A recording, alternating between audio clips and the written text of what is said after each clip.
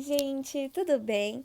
Hoje estamos aqui para falar sobre um assunto que provavelmente vai ser muito cobrado nos vestibulares esse ano, devido a toda essa pandemia que a gente está vivendo, que são os vírus. Então, bora lá? Então, gente, os vírus, eles têm muitos estudos e muitas discussões sobre se ele pode ser considerado um ser vivo ou não. Então, os cientistas que falam que ele tem que ser considerado é devido ao fato dele conseguir se reproduzir. Mas os outros estudos que falam que ele não pode ser considerado um ser vivo é devido a que ele não faz os papéis de vegetação essencial, que é a nutrição, a circulação, a respiração e a excreção.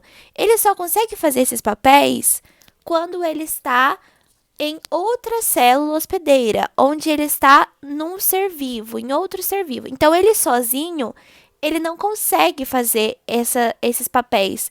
Ele fica cristalizado, e ele pode ficar cristalizado sem função nenhuma durante muitos anos, até ele conseguir achar uma célula para ele se hospedar e aí desenvolver as suas funções. Então, esses estudos, muitos falam que ele é um ser vivo e muitos falam que não. Por causa disso, porque fora de um organismo hospedeiro, ele não tem função nenhuma, ele fica cristalizado. As características dele são seres acelulares, não possuem células, são seres parasitas intracelulares obrigatórios, realizam mutações, possuem DNA ou RNA e realizam a reprodução. Então a gente vai ver um por um. Então, são seres parasitas intracelulares obrigatórios. Então, por eles não possuírem células, eles também podem não ser considerados um ser vivo, porque a unidade fundamental do ser vivo é as células. Eles são seres parasitas porque eles têm que se hospedar em outros seres vivos e nessa relação ele acaba trazendo malefícios à célula hospedeira, ao hospedeiro dele. Fora das células do hospedeiro, ele não consegue realizar nenhuma atividade metabólica. São chamados assim, pois quando estão alojados em uma célula, infectando-a, eles são cristalizados, possuindo então função nenhuma, que é o que eu mencionei anteriormente.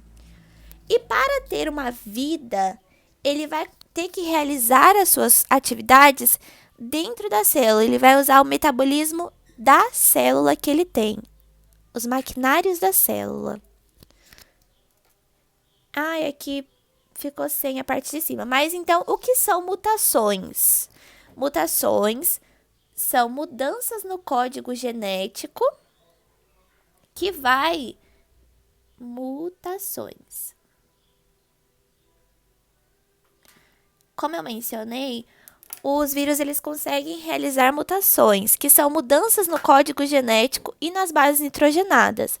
Então, conforme o tempo, ele vai mudando as suas sequências, que vai gerando outros genes. E com isso, é por isso que demora para sair a vacina, porque até a gente conseguir pegar os genes dos vírus, e aí a gente formular essa vacina, já ocorreu outra mutação e o vírus já mudou toda a sua base nitrogenada. Então, para que a gente consiga uma vacina, essas bases têm que estar estabilizadas, porque senão vai ficar sempre nessa. Fez uma vacina, mas o vírus já mudou e essa vacina não serve mais para nada. Ele vai possuir o DNA ou RNA. Eles nunca vão apresentar os dois. É sempre apenas um. Então, ou ele apresenta o RNA ou ele vai apresentar o DNA. Quando ele apresenta o DNA, ele é chamado de adenovírus, que é o DNA como material genético. O retrovírus é quando vai possuir o RNA como material genético. E aí, o que eles fazem, os retrovírus? Eles vão fazer um molde do DNA. Eles vão pegar e vão fazer a transcrição reversa, que eles vão pegar o RNA. Normalmente, vamos dar uma analisada aqui anteriormente. Primeiro, eles pegam sempre o DNA e faz o RNA, né? No caso dos vírus, não vai ser assim. Eles vão pegar o RNA e vão transformar em um molde de DNA para aí conseguir estabelecer tudo do metabolismo da célula, ok? A reprodução, que é o que eles conseguem fazer estando em outras células, eles vão utilizar o maquinário da célula hospedeira. O que é isso? Eles vão usar toda a célula hospedeira, eles vão usar os ribossomos, tudo aquelas organelas que a gente aprendeu na aula anterior. E aí a gente tem o capsídeo proteico do vírus. Quer ver? Aqui, ó. Aqui a gente tem um vírus, que ele é o vírus bacteriófago, que ele aqui, bacteriófago, que ele vai destruir bactérias, ele ataca bactérias. Aqui, ó, a gente pode ver o capsídeo proteico. O que é isso? É essa parte aqui, ó. É todo o exterior do vírus. Ele que vai determinar onde o vírus vai atacar. Cada vírus ataca em um lugar. Tem uns, a gente vai ver nas doenças dos vírus. Uns atacam as cavidades nasais, outros atacam o fígado e assim por diante. Então, na reprodução, a gente vai ter o ciclo lisogênico e o ciclo lítico. O ciclo lisogênico é onde o vírus vai depositar o seu material genético, que irá se juntar com o da célula. E aí, ele vai fazer os processos mitóticos normalmente. Então, ele só vai juntar o DNA do vírus com o DNA da célula. E a célula vai continuar fazendo tudo o que ela faz de normal, só que agora com um DNA novo e um DNA viral. Então, ela vai produzir novos vírus, ok? Já o ciclo lítico vai ser totalmente diferente. Ele vai inserir o seu material genético na célula, onde ele vai passar a dominar essa célula hospedeira e com isso, no final, ele vai destruir a célula. Então, vamos analisar aqui.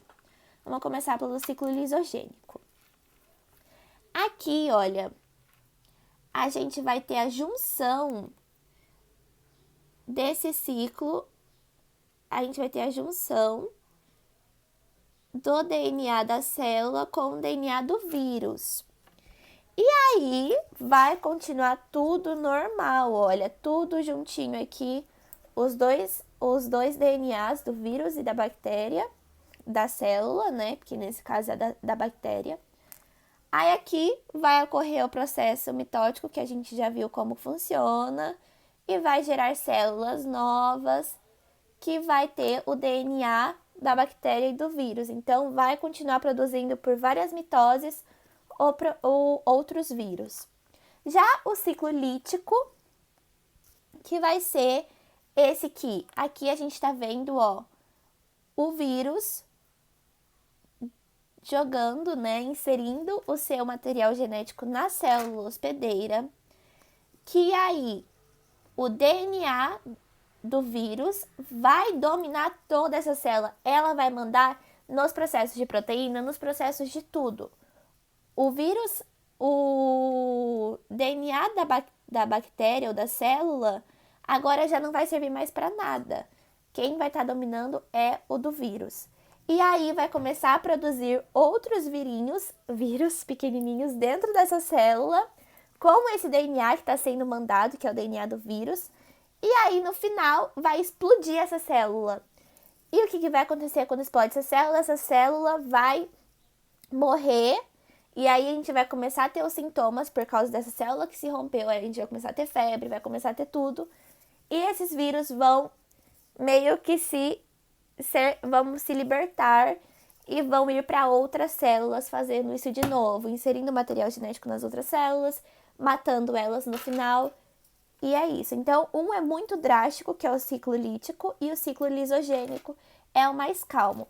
O ciclo lisogênico, nós temos a AIDS, por isso que muitas vezes ela demora um pouco para mostrar os sintomas, porque não é um processo drástico. Já o ciclo lítico, ele já mostra os sintomas no momento em que essas células começam a explodir, beleza? Como os vírus são combatidos nos nossos organismos? Eles são combatidos, então, por meio da fagocitose. Aqui eu trouxe um modelinho de fagocitose para vocês poderem ver como que funciona uma. que é a membrana que vai englobar esse vírus e aí vai digerir ela dentro das suas células. E aí isso a gente vai ver mais pra frente. Mas isso é a fagocitose. E a vacina é o meio com que vai combater os vírus que entram nos nossos corpos, pelo meio dos anticorpos. Então, tem muita gente que fala assim, nossa, tô meio doente, vou tomar um antibiótico. Se for um vírus, vai morrer. Não, gente, antibiótico, antivida. O vírus não é um ser vivo, pelo que muitos cientistas falam. Então, não vai, porque o antibiótico ele vai quebrar a membrana das bactérias, eles vão atacar as bactérias. Já os vírus não têm membrana para ser atacado, então os antibióticos não vai fazer nada com o vírus. Já os nossos anticorpos, a vacina, que é o método ativo que vai fazer a gente produzir os anticorpos, que vai conseguir combater os vírus, ok? Então, vamos pro próximo. O próximo, então, eu vou dividir em dois vídeos que vão ser as doenças virais. Eu espero muito que vocês tenham gostado. E é isso, até o próximo vídeo.